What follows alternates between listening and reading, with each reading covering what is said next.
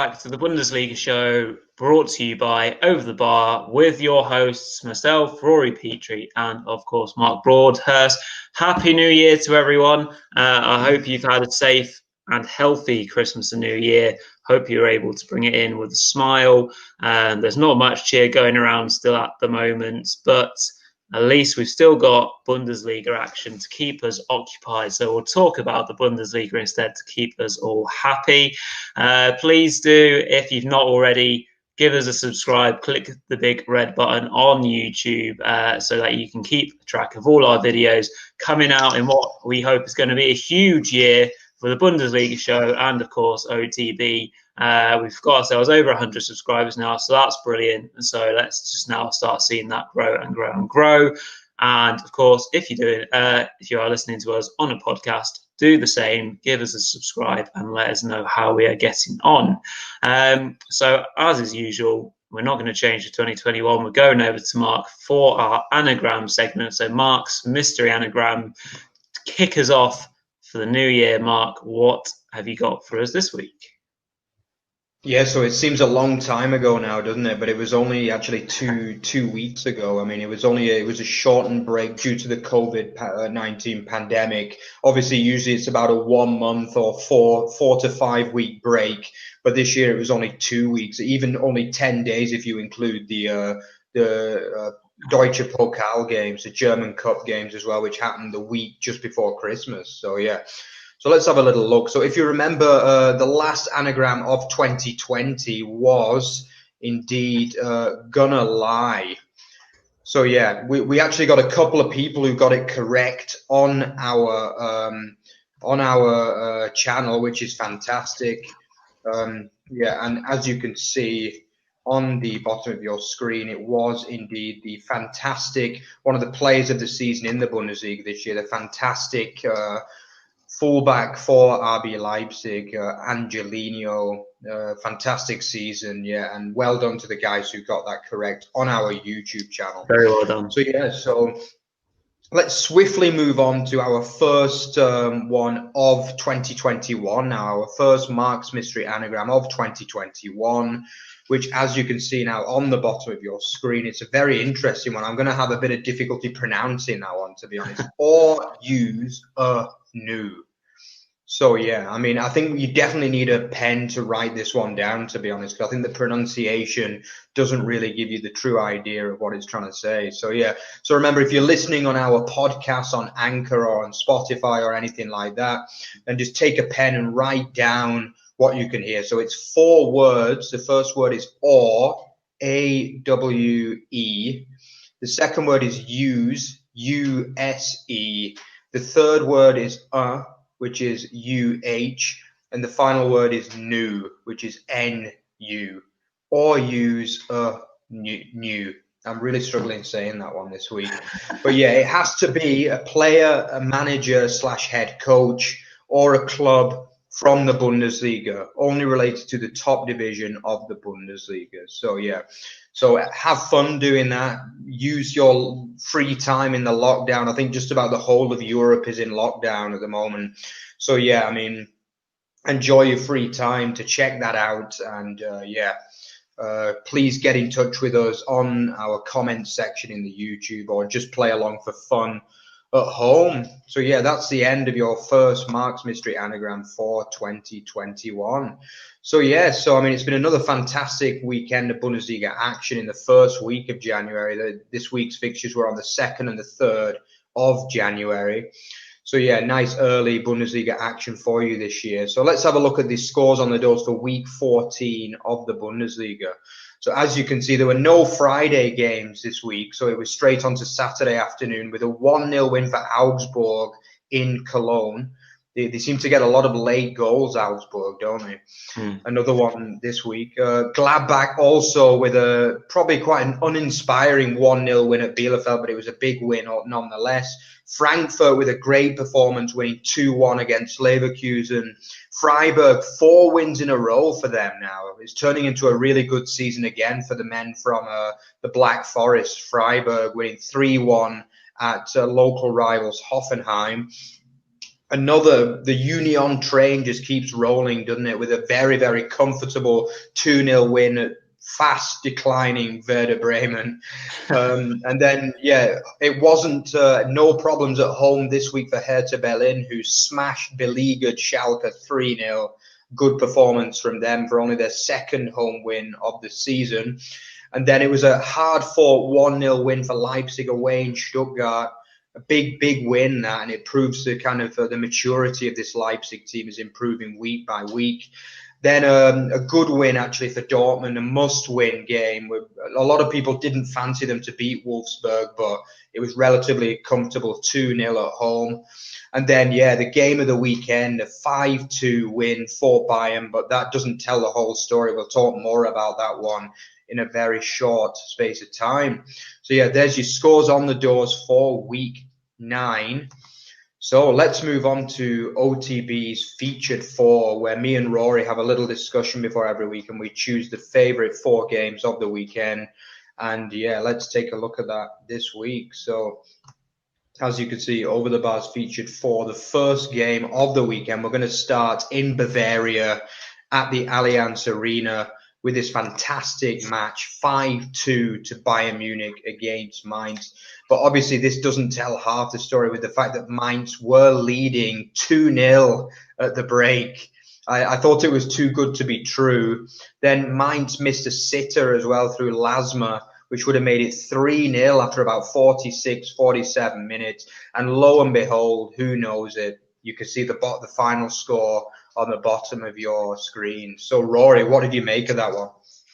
Yeah, crazy game. Bayern could have been in the lead after about 5 minutes, near enough, when Sane actually had a shot cleared off the line. So it might have been another story if that had gone in. But then Mainz got themselves going, and again, potential bit of controversy in their first goal. Did the goal scorer Burkhardt push Boateng to get in behind to then lash home, which was a really good finish. For me, I think Boateng's just got himself into a bit of a muddle and kind of completely messed up, and is obviously then trying to, cry to the referee about it. For me, I think that's a good decision, actually. And then they get themselves, they managed to double their lead going into half-time 2-0, which is brilliant. I think the one thing that I've said all season so far on this channel, on this show, is that usually teams can often get themselves ahead against Bayern, but it's then, can you get into half time with your lead intact? It's something that Hoffenheim did when they beat them earlier on the season. The fact that I saw it was 2-0 at half time, I was actually obviously I was massively surprised, but I was also quite confident that Mainz would actually go on and do the job, because Bayern often get these late goals in the first half, and it's usually a massive momentum shifter. But as you alluded to, Mainz had this huge chance to get themselves 3-0 up in what probably would have killed the game. So that, yeah, obviously that's a big kind of talking point, the fact that Mainz weren't able to do that.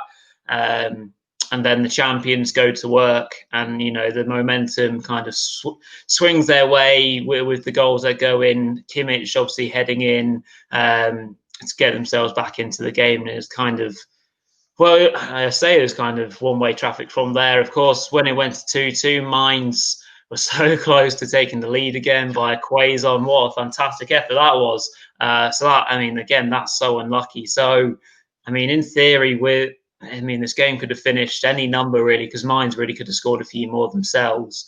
And I think it's a scoreline that does flatter Bayern, but at the same time, I think, as we were talking about at the weekend, this team, Bayern, how good are they under pressure?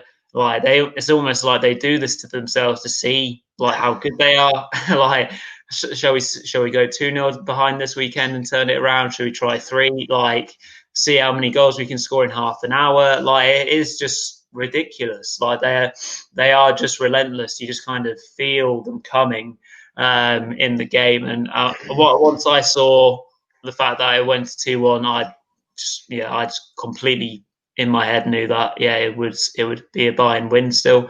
So that's completely impressive from the champions. They go marching on, and from Mainz' point of view, it's what if, I guess. Never a game that they would have ever considered to have targeted to take 3 points from, or even a point. There are games where you look at during the season, especially if you're in a relegation race, and you just kind of, scratch them off. And away at the champions is not one you expect to go and get points, really, is it? But the position they got themselves into, that would have really shaken things up at the top and at the bottom of the league. So yeah, what a game of football. Yeah, I just think it's the question it left me asking at the end of this game is like, how many times can Bayern get lucky though? I think, yeah, to an extent, I do agree with you that the mentality of that team that the team is just packed with winners. Kimmich, Müller, Lewandowski, the list is just endless. Most of these guys have won everything in the game. A lot of World Cup winners in the team, Champions League winners, the lot. But I've got to say, that chance at 2-0, Lasma. I'm sure any other team that would have gone in against, and I think the Quaison effort was even more unlucky, to be honest. That was just, he's hit the shot of his life, and it's absolutely screamed past Neuer. It's smashed the bar and it's pretty much bounced on the line and still not gone over. The chances are they'd still have lost if that went 3-2, to be honest. But and the chances are they'd have lost if it went 3-0 through Lasma. But at the end of the day, you also got to look at some of the Bayern goals as well. Obviously the first two are decent goals, a nice piece of skill from Gnabry for the first one. The second one is like a classic Sane finish. We've not seen a lot of good from Sane this year, but that's like 3 or 4 goals he scored very, very similar to that this season. That's turning into like his kind of classic finish, really, when he cuts in and screams a long curled effort into the bottom corner. That was a nice goal to get level. But then, the third goal through Süle, that's just pure luck as far as I'm concerned. He swung his leg at it and it's nicked the defender kind of just in the wrong spot where it deceives the keeper and goes in. And then for me, the penalty that makes it 4-2, that's a non-event, really. That's we credit the refereeing a lot in the Bundesliga, and I think rightly so. But this was a poor decision as far as I'm concerned. It was just like a bit of a tumble, and it was like, for me, it was never a penalty, that one. So I think by that point it's 4-2 and it's game over then, isn't it? But the third and the fourth goal, when you consider the effort that Quaison's hammered in, and that's counted for nothing, and then that lucky Süle effort. I don't want to criticize Bayern. I do respect any sports person or any sports team that have got that kind of mentality. I think it's great. That's what sport's all about, ultimately, winners and losers, But I think, they really rode the luck in this game, to be honest. I'm going to be honest, Bayern fans. To say 5-2 flatters them is an understatement, really, I think. But at the same time, I think it's a case of classic Bayern, isn't it? 2 goals more for Lewandowski. He didn't have a great game, in all honesty, but he still bangs in another couple, and that's just what he does, isn't it? Yep. It's I guess for mine, no Mateta as well. I noticed they dropped Mateta. I can only imagine that it was through poor form, because he has been poor for a while now. He's missed bags of chances in the games before the break. And there were some great performances in there. Boetius is looking like a really good player as well for Mainz at the moment. And there is still reason for them to believe, but they've got to start defending properly, haven't they? It's not only Bayern that are creating loads of chances against them. They concede chances left, right, and centre against most teams in the Bundesliga, and they need to sort that out badly, I think, for me. Okay. So let's move on to another interesting game, which was not a great result for the Leverkusen men, which was a 2-1 defeat in Frankfurt. Yeah, obviously, Leverkusen taking the lead from a really, really nice piece of skill from Amiri. I really enjoyed that goal, like kind of little flick and then the back heel through the keeper's legs. But then it all fell apart, didn't it, Rory, really, for Leverkusen? Yeah, firstly to just go back to the Leverkusen goal. Well, there's absolutely poetry in motion, really. Yeah, obviously playmaker Wirtz with the little kind of flicked pass into Amiri's path, and he kind of takes it on the turn like perfectly, and then with the back heel through the keeper's legs to boot. Yeah, so what a way to start the game. And you'd imagine Leverkusen would have got loads of confidence from that, but it kind of went the other way. And Frankfurt came storming back. Younes getting the equaliser after being played through by Sau. Nice finish to make it 1-1. And as the game kind of went on, it was still more Frankfurt, I think.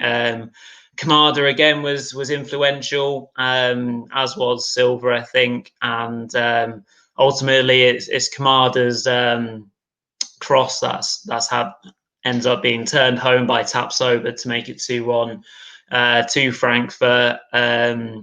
Not a lot. That probably wasn't a great bit of defending in the first instance where the diagonal ball was played in to Kamada. I think that's a bit sloppy from the fullback to let that go through in the first place. And Kamada, his powers of assisting are growing in the league, but his powers in terms of the finishing side are still a little bit to be desired. I think that's where he is lacking. Obviously, he's had a great chance in this game in the middle of the goal on the volley, and it kind of slices off his foot.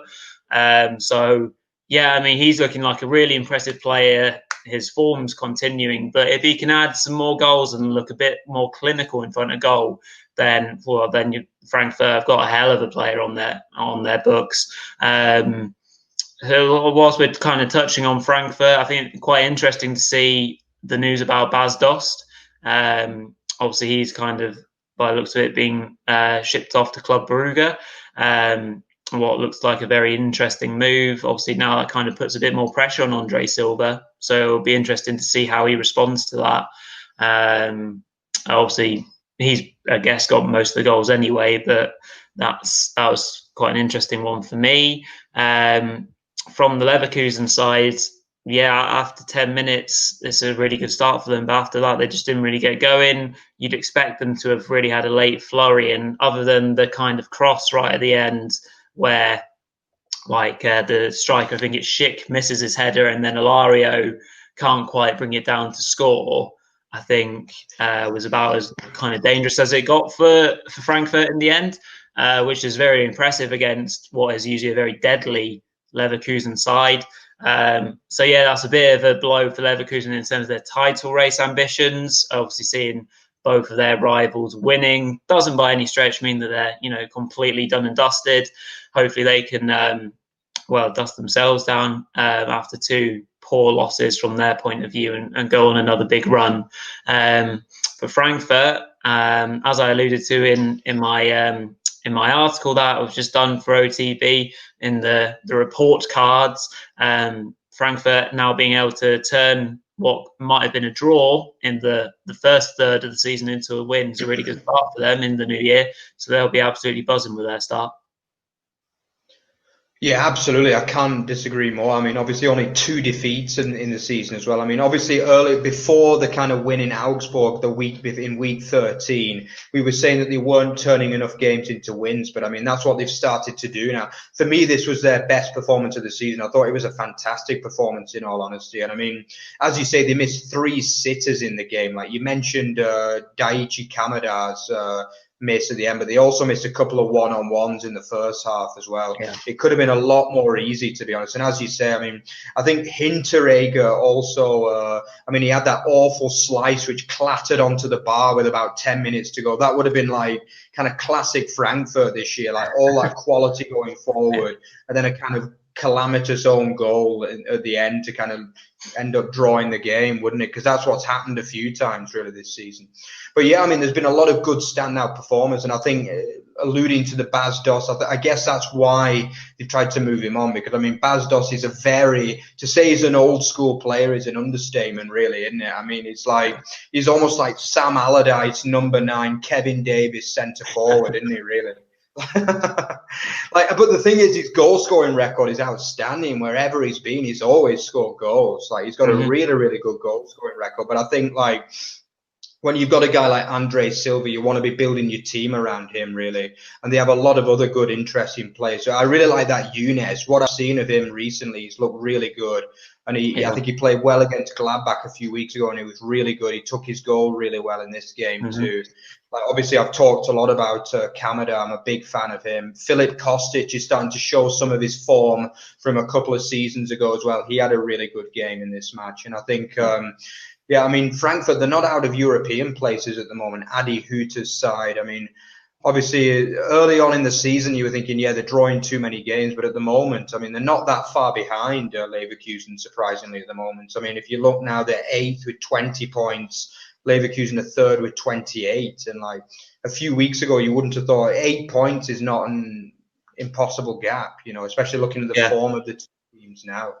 But yeah, I mean, as for Leverkusen, in many ways, it's same old Leverkusen, and they've had this kind of problem for a long time. They're leading both games, they're looking comfortable. They scored an amazing goal against Bayern the week before. They scored an amazing goal today, and they just, I don't know, really. It's like they give away soft goals, and they're very easy to play through at times, aren't they? Not always, but at times teams can create a lot of chances against them. And I mean, I think the own goal taps over. You can't really blame him too much because it was a great ball across, wasn't it? And I think if he hadn't put it into the net, then the waiting, I think it was Younes actually, he would have put it into the back of the net anyway. So you can't blame him too much. But the two open, and as you say, the fullback should have been cutting out that cross originally, really.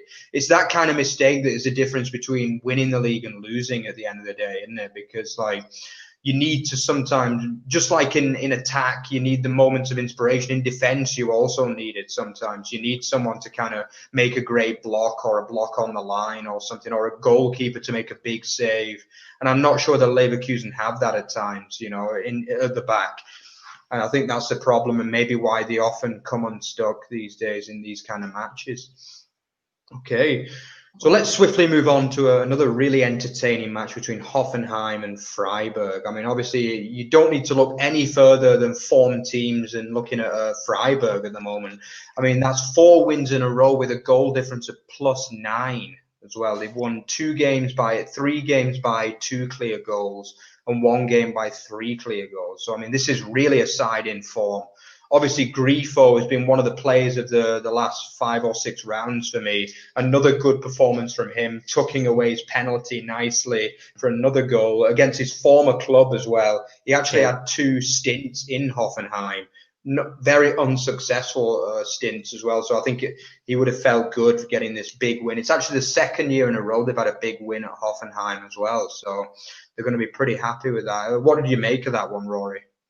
Yeah, it was a good game. It was a good watch. Well, I think one thing that we can say with Freiburg is that in as much as that we were saying, you know, kind of very early doors, well, maybe 7-8 games into the season, where we were saying that they're really struggling and looking, you know, like they're in a relegation battle.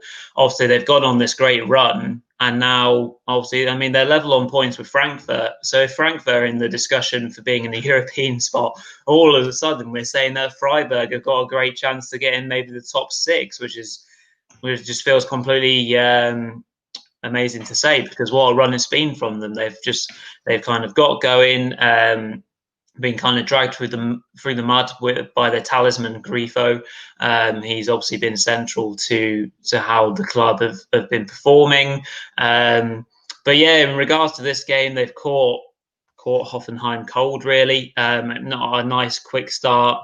Obviously, their first goal is it's a cross from the byline that's flicked on, basically. I think it was Demirovic, that's terrible pronunciation, but Santa Maria basically is the backstick waiting after his flick on to tap home, and then Grifo from the penalty spot after a handball, which is a bit of a weird one, I thought, from Bogard, because obviously it kind of happens after the corner is whipped in, but he's got his hands in an unnatural position to protect his face. It obviously happens very quickly, but sometimes as a defender, you just got to wear one in the face. Especially these days, you just got to keep your hands down. So for me, that was a very odd one. And I thought the defender could have done a lot better there. And obviously, it's basically game over by half time as the own goal comes from Kazim Adams. So again, he's not covered himself in glory either. So yeah, a few bits with regards to Hoffenheim's defending there has come back to haunt them in this game, their first game of 2021. Credit to Hoffenheim, they did come out in the second half and fought till the end. Created a few chances and ultimately got themselves a goal through Bebu, which was a good finish as well. But yeah, as I said, the game was done by half time, so it is just one of those things. Hoffenheim, they're struggling at the moment. As we've said, they can't seem to get going in the league.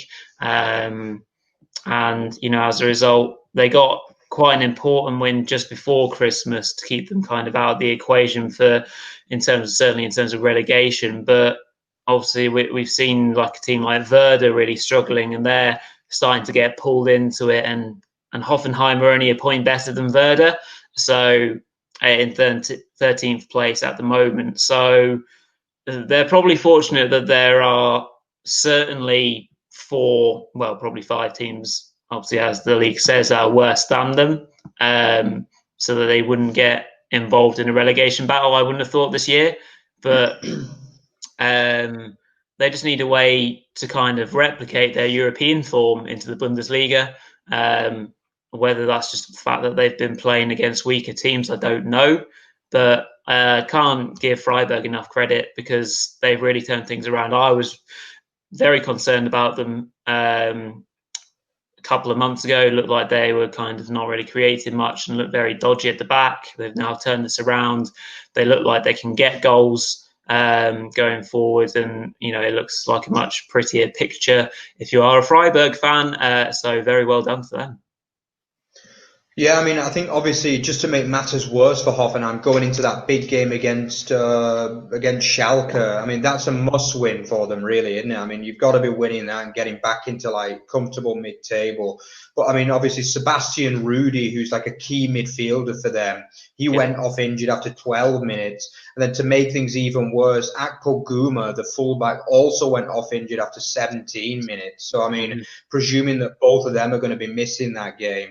I mean, I just think, like, obviously Rudy is meant to be like the defensive midfielder in that team. He's meant to be offering them protection. And when he went off, I mean, it was just a disaster, really, wasn't it? It's just, I'm not sure whether Hoffenheim are working hard enough, though, to be honest, at times. I see a team that are just drifting through the season, really. And I just think, I mean, obviously they're a side, I think they finished in the top half for like the last 5 seasons in a row, or 5 or even 6 seasons. So they're a team that are used to be up and around the European places. Obviously, last year they qualified for Europa League as well. But I mean, at the moment, I just don't think they know where they're going in the league at all. It's just, it's been a very wishy-washy season. You've got a lot of players that are underperforming, like Dabur. He was one of the key players last year. He's barely started recently. Robert Scoff as well was also highly rated, the winger, and he's been, I think he's got a red card. He's been poor all season, really, And I think even Kramaric, even Captain Fantastic Kramaric, has been average for the last 5 or 6 rounds, hasn't he, as well? And I think, I mean, they're a side, I mean, Sebastian Hoeneß is in real trouble. Like, obviously, there have been talks that he's going to get the hook if they don't win at Schalke. And to be honest, I think he can't really have too many complaints if they don't win that game. Because obviously, I mean, everyone's battering Schalke at the minute. And I mean, they still have way too much quality.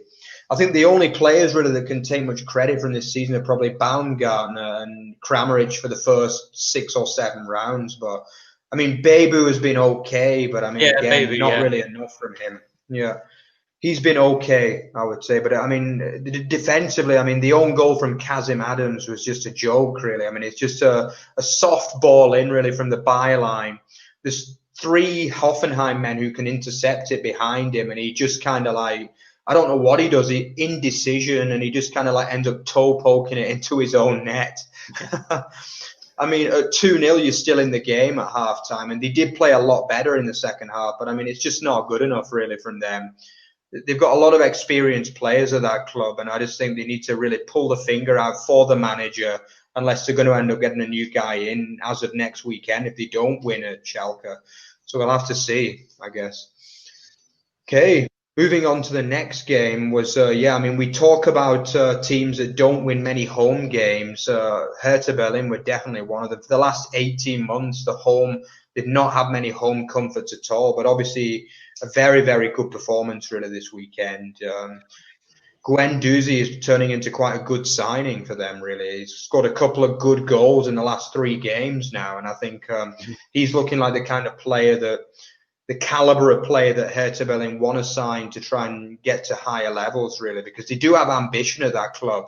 I mean, they've been very ambitious with the signings in recent years. Piatek also getting on the score sheet. He's not really done it, has he, in his time? But I do see signs, though, that Hertha Berlin are starting to turn things around a little bit now. I do see a bit more consistency in the quality of performances, and a few more key players starting to come to the fore now, Rory.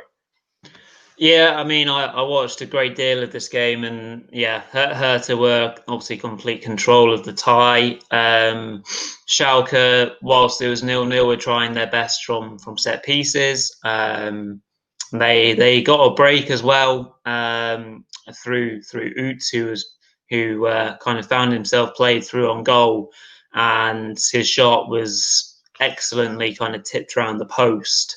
To keep it at 0-0. And you think if that goes in, obviously, despite the fact that Schalke are down on their luck and down on performances and everything, really, that with Hertha's home record, they might have started to panic, the home side. But obviously, he's not taking the chance, which is key at the top level of football, basically. If you don't take your chances, you will eventually get punished. So, yeah, Guendouzi with a very clinical finish inside the box, a nice curled effort to give them the lead. Going into the second half, again, they demonstrated a lot of control, never looked in too much trouble, especially after the first goal went in. That helped their confidence, and they looked to break on Schalke on many occasions, as obviously Schalke were trying to get back into the game, as they rightly should have done. So I think credit to Hertha, who just kind of measured the situation, basically. So Derrida then set up Cordoba to tap home from close range. That made it 2-0. And then, as you said, Piatek came on as a sub to quickly add a third and kind of kill the game itself. So, yeah, obviously, that's good for Hertha's confidence. It never hurts to win against anyone, despite who it is, 3-0, especially when you've got some kind of worries at home. So a 3-0 win does them the world of good, and can they go into this year and be a bit more of a consistent team? They've got some impressive looking players, as you said, and there is a bit of an ambition behind them. Obviously, they play in this Colosseum of a stadium in the Olympic Stadion, which is a really impressive kind of stadium as it is. So they've got themselves the setup, and like I say, the ambition is there. And I mean, how brilliant would it be to have two Berlin clubs, regularly inside the top 10, or even inside the top 6, regularly battling it out? I bet that would add some spice to the Berlin derby, I'm sure, if they're both, competitive up at the top of the Bundesliga all the time. So that looks really promising, I think, for Hertha. So we'll see. Obviously, they might, get smashed 5-0 next weekend. We'll have to see. They are an inconsistent team, so we'll see how we go, but some promising signs. As for Schalke, 2021 unfortunately hasn't started in an ideal fashion. They haven't managed to get that first win just yet. Obviously few chances in the game, especially in the second half. They try, they huffed and they puffed, didn't create an awful lot. Like I've alluded to, the best chance for me was when Utz was played through at 0-0. They're playing youngsters as well at the moment, giving some young lads a chance, which is worth a punt. It can sometimes change fortunes around if they come into a game, fresh of mind and haven't got all those fears that some of the regular players have. It can sometimes turn a team's fortunes. You kind of allude to maybe an Arsenal situation where all their regular players have been really poor. They've thrown in some youngsters and it's kind of turned their fortunes around. Unfortunately, that's not worked for Schalke, and they still lost 3-0. So yeah, they're obviously in all sorts of trouble. They're on their fourth manager now. They've just got to go from game to game and just see how things go. If they can pick up some scrappy wins in the next month or two, then they might be in the conversation for scraping up to 16th and maybe getting a relegation playoff place. But for me, as I said a few weeks ago, as they lost their crucial games over Christmas, I think they're done in terms of the Bundesliga this season. But let's hope I eat my words, because we want a team like Schalke in the Bundesliga. Yeah, absolutely. But I mean, it's just there's no words really to describe what's going on at that club, really, is there? I mean, it's just look at the goal difference, minus 31 goals. So they've lost 10 games this season. So that means that they've lost by an average of over 3 goals a game in all of the defeats over the 10. I mean, they have actually managed to pick up 4 draws. I mean, I can't even remember when they got those draws, to be honest with you. It seems like they lose every week to me. But it's, I mean, they have drawn 4 games this season. But yeah, I mean, we're coming closer and closer to that record, aren't we? And also that famous year without a win. I think it was the 17th of January. So by my reckoning, they've got 2 more games to end it. Yeah. I mean, any other team would be looking at Hoffenheim at the weekend and thinking they're beatable. But I mean, for Schalke, it still looks like a mountain to climb, even to beat a struggling Hoffenheim side, doesn't it? So I think this could be realistically the absolute last hope to stay up this year with a win there. As you say, they are only 6 points. Well, you can call it 7 points with goal difference behind that third from bottom. So it's not completely done yet. But I mean, that win has got to come soon, hasn't it? Like really, really soon. As in this weekend soon, I think. Really. Yeah. Okay, so let's swiftly move on there. Yeah, so let's round up the other 5 games just quickly today. Okay, so yeah, Augsburg with another win, a late Iago goal. I think this game reminded me a lot of the 1-0 win in Bielefeld just before Christmas. It was, I think Cologne missed a few good chances, but Augsburg are a really, really tough side to play against. And they have that ambition to go and win the game late on. And I think it was a case of this. It wasn't a vintage Augsburg performance that we were seeing earlier in the season, but they're proving hard to beat, aren't they, Rory? Yeah, absolutely. They've got a bit of grit about the Morsberg. Obviously, they thought they were ahead early doors. Obviously, Niederlechner actually had 2 goals disallowed in the game. Both were offside, so he'll count himself unlucky in that regard. But fair play to the striker. Well, he kept on going and was actually the assister for the Iago goal to tap home to obviously make it 1-0, and obviously is the decider in the end of it all. But yeah, they obviously have got this grit about them and have a good solid way of playing. I think they're playing to how they would expect to be doing so far this season. I think they're doing really nicely. They're certainly not in the conversation for being threatened by relegation. They've not, they score about as many as they concede. That obviously there's not often an awful lot of goals in their games, so they're always usually in the conversation. And that's not saying that they're not an entertaining game, because every team's got their own individual way of playing. But they pick up these wins at crucial times. They rarely lose to teams that they should that they should beat. That they should lose to. They usually do well against the teams that they should do well against, and they obviously tend to struggle against the teams that have got a bit more creativity and can break them down a bit easier. Obviously, from the FC Cologne point of view, they've defensively been a lot more resolute, and as a result, it wasn't a big win for Augsburg. But going forward, they haven't really struck a chord that much this season, so that's why it was one of these kind of gritty games that probably suited Augsburg more. And of course, Cologne have picked up some important results, of late before Christmas, but still are obviously in trouble at the wrong end of the table. So yeah, I think it's just one of those games that you could have quite easily predicted it wouldn't have been the prettiest of games.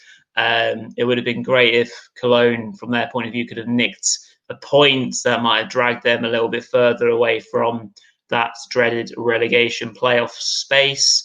but they're still well in the mix down at the bottom, I'm afraid. So, yeah, just one of those ones. Augsburg, very solid. Move on to the next week. Cologne go again, as it wasn't a terrible loss or performance. Yeah, absolutely. Yeah. And then another 1-0 away win for Gladbach in Bielefeld. I think, again, this match in many ways sums up Bielefeld's season. You know, I mean, they missed a really, like a sitter, really, through Cordova, the kind of striker. I mean, he's just got a side foot it. He's put on a plate for him, and he's just got a side foot it in, and he manages to put it wide. And I just think like they don't score enough goals. That's the problem. I mean, they got the big win just before the break at Schalke, which kind of kept them going. But I mean, for me, like this is the kind of game. I think with the form that Gladbach were on, obviously Thuram starting his 5-match ban, they could have got a point. Like sometimes you've just got to get points in these games, you know. And it was just, I don't think Gladbach were great really in this game either. I mean, they're not really having a great season, truth be known, in the league, Gladbach. And I mean, if Cordova scores that, you'd imagine that they wouldn't take less than a point, you know. And then, as usual, a few minutes later, I think, obviously, my man, Mbola, who hadn't had the best of games before this, to be fair to him, it was a good finish, really. You know, he staved off the defender and then just kind of nicked it past the goalkeeper. Yeah, Rory, were you impressed with that match as such? Well, it wasn't the greatest games, and I think, as we probably said in our last video, I think we always thought that this would be a close game based on the form of both sides, the way that Armenia play and stay in contests really well, the fact that Gladbach haven't got going so far this season. But, you know, a win's a win. Sometimes got to win a bit dirty and a bit nasty and a bit gritty, and that you know, it'll do Gladbach quite, you know, a lot of good, I'd imagine, because as we mentioned, they're without Thuram now for 4 games. So they've got rid of 1 game, and they've got 3 points from it. It's kind of like a bit of a countdown now. You know, games 4, 3, 2, and 1. What points and damage can they do? They've obviously got a really big game coming up this weekend, coming against the champions. That presents another huge challenge for them.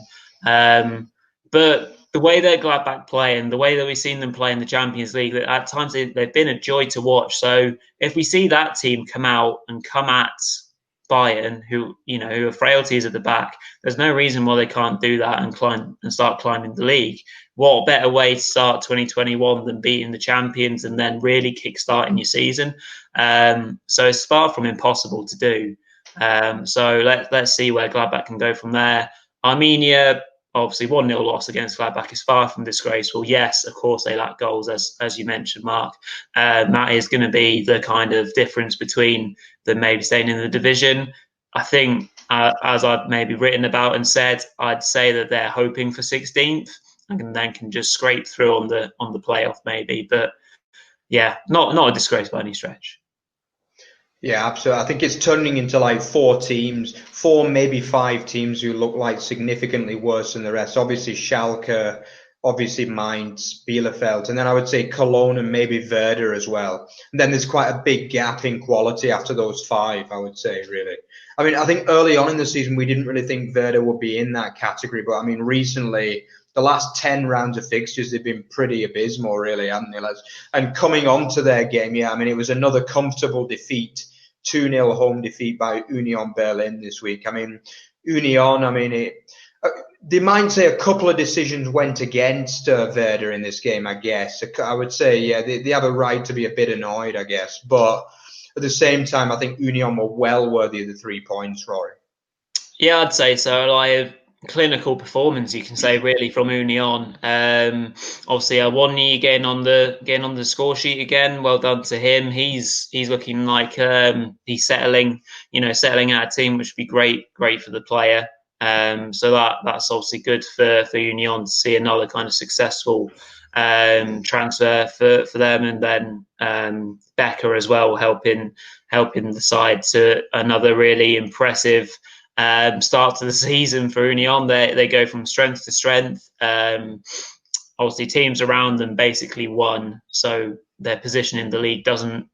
Obviously they've moved up a place, up to 5th.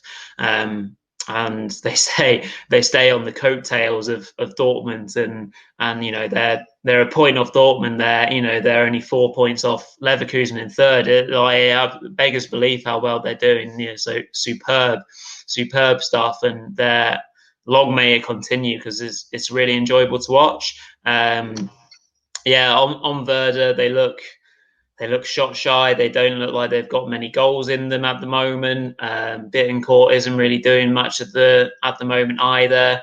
The talisman, he kind of dragged them through last season and started this season pretty okay as well, to be fair. So yeah, they're looking like they're getting involved in that relegation melee again, I'm afraid. So yeah, we'll see how they go, but they need a win very soon. Yeah, they're just such a stodgy side, I think, Werder, aren't they? Like, all the players seem to be about 6'6", and I don't know, they just don't seem to have very much quality at all. I mean, as you say, Bittencourt and maybe Osaka are the only ones that really provide any flair in that team at all, aren't they? I mean, the rest of them, even guys like Eggestein and Christian Gross in the midfield, they're just kind of like wardrobe type players, really, aren't they? They're just there to kind of break down attacks. I don't know. I don't see any real passing quality in that side, and it's just, I don't know, really. As you said, they rely on Bittencourt, who's their only kind of flair player, so to speak. He's their only marquee player, really. I mean, Josh Sargent, I think he's a decent player, but he doesn't score enough goals, does he, at all? I think we have seen at times that he's decent, but he misses big chances, and it's a big problem for a side like them. Yep. Yeah. Okay. Moving on. Yeah. So moving on to the Sunday. Actually Saturday evening. Yeah, we had Leipzig getting a 1-0 win in Stuttgart. I think this was quite an entertaining game, despite only one goal. I mean, obviously Emil Forsberg missing the penalty in the first half, it looked like it was going to cost them, didn't it? But then obviously probably their second best player of the season after Angelino, Daniel Olmo, banging one in to get a very hard-fought win. I think at the end they had to withstand quite a lot of pressure from Stuttgart as well. Missed a few chances there at the end. But yeah, I mean, in the end, it's a very good win, this, for Leipzig, Rory.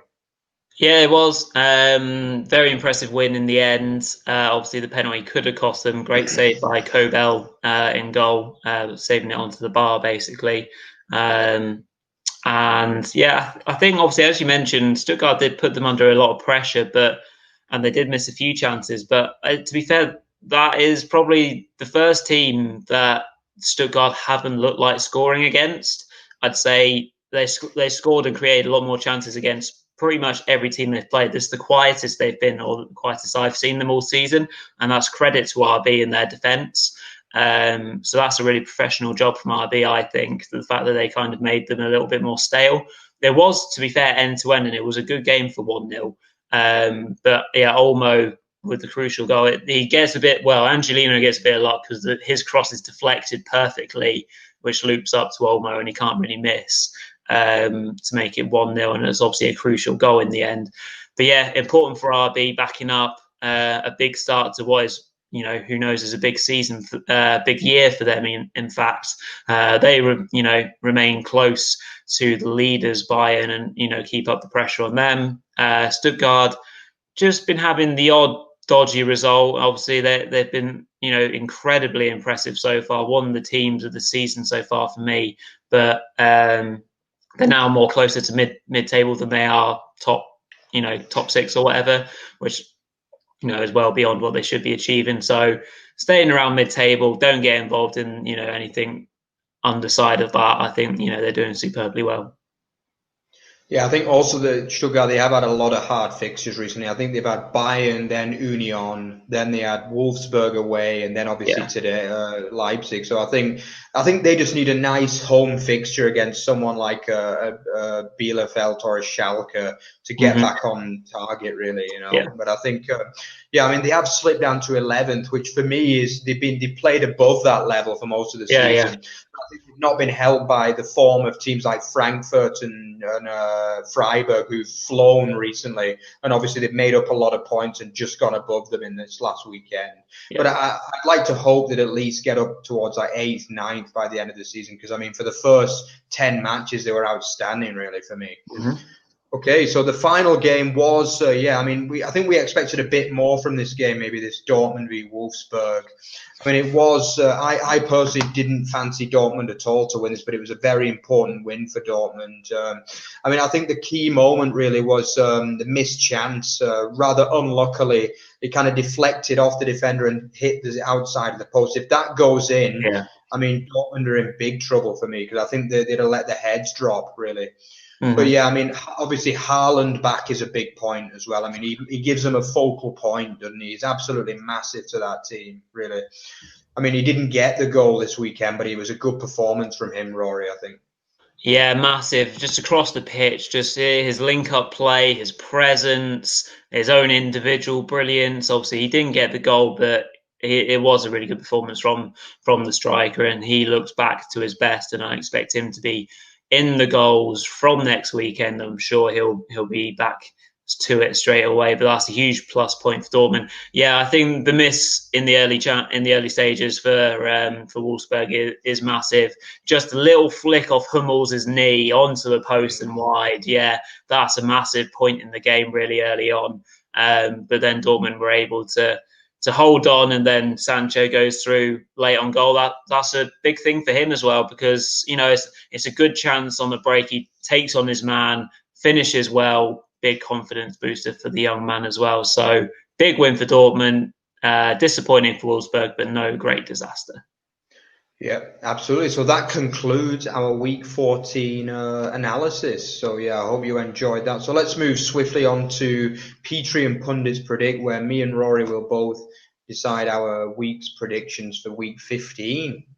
Let's do it, yeah. So very quickly, we'll just, let you guys know, update you on the scores on the doors. So it was 7-3 to me over the Christmas period, and Mark has pulled one back over week 14. So it's now 7-4 overall. So it's starting to balance up very nicely indeed, ahead of our predictions for this weekend. So we'll just go through them very swiftly indeed right now. So starting off with the Friday night game that looks incredibly tasty. It's Borussia Mönchengladbach hosting Bayern Munich. So I'm going to say a 2-2 draw in this game. Mark, what do you think? Yeah, actually, I've also gone for 2-2. I just think Gladbach in those big games, you just love those big games, don't they? So 2-2. Very good. Moving on to the Saturday game. So Saturday afternoon, we've got Leverkusen hosting struggling Werder Bremen. I think it'll be a 3-1 home win. Wow, 3-1 for me as well to Leverkusen. Oh, blimey. Very good. And our next game will be Sporting Club Freiburg hosting shot-shy FC Cologne. I think it'll be 3-0 to the home side. I've just gone for 2-0 to the home side. Very good. Another Saturday afternoon kickoff will be FC Union Berlin hosting VfL Wolfsburg. This promises to be another tasty game. I think the home side will win 2-1. This is unbelievable. I've also gone for 2-1 to the home side. Oh, wow. I mean, this isn't a setup. This is truly unprecedented. Yeah, great minds think alike. I agree on so many. Another game, of course, is a big one at the other end of the table. So Schalke are hosting Hoffenheim. I think Hoffenheim will just about do the job 2-1.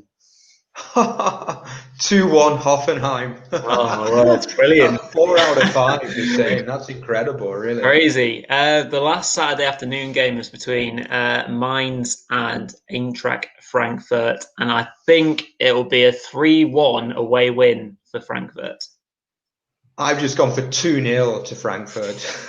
Very good. Saturday afternoon leads us to another huge game in the Bundesliga. We've got RB Leipzig hosting Borussia Dortmund. Promises to be a great game. I'm going to say it's going to be a 3-2 win to the home side. I've gone for 2-2 this time. 2-2. Okay, so one of the few disagreements me and Mark have had. Moving on to the Sunday games, we've got FC Augsburg hosting VfB Stuttgart. I think it will be a 1-1 draw. I've gone for 2-1 Stuttgart. I just think I think the winner of this game can pretty much see themselves as safe this season. I think it's I just think that Stuttgart will kind of strike back and win this time. Yeah, good shout. And then the last game of the weekend will be Arminia Bielefeld hosting Hertha Berlin, who travel usually a lot better than they are at home. So I think they'll grab themselves another win, 2-1. I've gone for a 2-0 Hertha 2-0. Berlin win. Very good. So that quickly sums up who we think are going to be doing well next week in terms of our predictions. And so that brings Petre and Pundits Predict to a close for this weekend. And swiftly moving on to our hero and zero of match week 14. Fairly tricky one in both respects, I think, this weekend. So starting with the hero of the week, we have chosen collectively Taiwo Awoniyi for his assist and goal in Union's clinical win over Werder Bremen 2-0. So, yeah, very good performance from Awoniyi. Very impressive indeed. And Mark will tell us who our zero of the week is. Yeah, so there are a couple of ideas for the zero, including Lasma, who missed for Mainz. But I think overall, I think the Kazim Adams own goal was a bit of a horror show. And I mean, obviously, it capped a shocking first half when they lost 3-0 in the first half against Freiburg. So yeah, for me, the Kazim Adams has got to be probably the biggest mistake, the worst incident of the week. So sorry, Kazim, but you are our zero of the week. Indeed. Yeah, it was a tricky one now this week because there were some good performances and not that many horror performances. So sorry, Kazim Adams, but we've had to choose someone. So that brings to a close our hero and zero of the week, and it brings a close to our first show, our first Bundesliga show of 2021.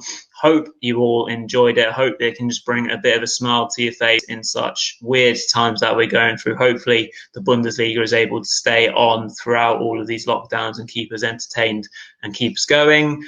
Please, if you are enjoying these shows, do subscribe. We've got more mini shows coming out. We've got our European edition landing very soon, and that will continue to carry on, as well as our Derby Day dive-ins. So please do have a look and drop us a subscribe and keep us going with the momentum, and hopefully we'll all have a much better 2021. So over to Mark to close up for this week.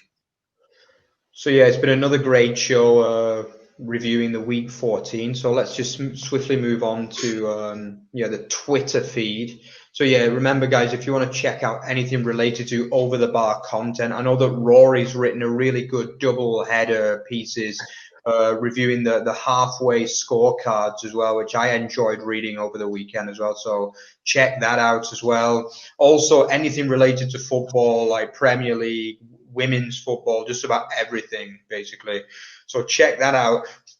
Also check out our website, otbfootball.net. Make sure you check all that out. Like our content on YouTube, subscribe, follow us on Anchor and Spotify and things like that. Make sure you interact as much as possible, because that allows us to get as much content out as possible. And we do have a lot of interesting content coming out for you in the next few weeks. So look out for that. And yeah, so I think that's all from me. So yeah, servus. See you next week.